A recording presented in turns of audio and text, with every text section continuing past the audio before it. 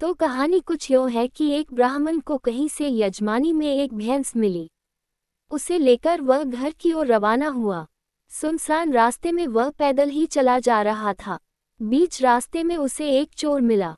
उसके हाथ में मोटा डंडा था और शरीर से भी वो अच्छा तगड़ा था। उसने ब्राह्मण को देखते ही कहा, क्यों ब्राह्मण देवता, खूब दक्षिणा मिली लगती है, पर यह भैंस तो मेरे साथ जाएगी। ब्राह्मण ने झट कहा, क्यों भाई? चोर बोला, क्यों क्या, जो कह दिया सो करो। भैंस छोड़कर चुपचाप यहाँ से चलते बनो, वरना लाठी देखी है, तुम्हारी खोपड़ी के टुकड़े टुकड़े कर दूंगा।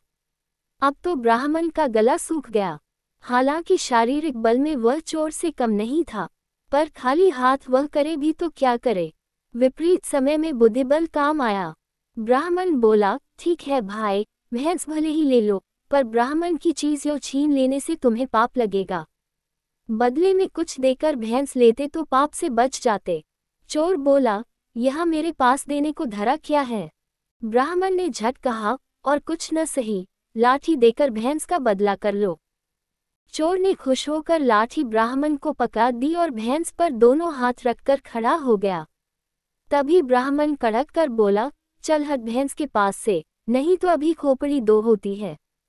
चोर ने पूछा, क्यों? ब्राह्मण बोला, क्यों क्या, जिसकी लाठी उसकी भैंस। चोर को अपनी बेवकूफ़ी समझ आ गई और उसने वहां से भागने में ही भलाई समझी। किसी ने सच ही कहा है कि जिसमें अक्ल है, उसमें ताकत है। तो अब समझे कि यह कहावत यहीं से शुरू हुई, जिसकी लाठी उसकी भैंस।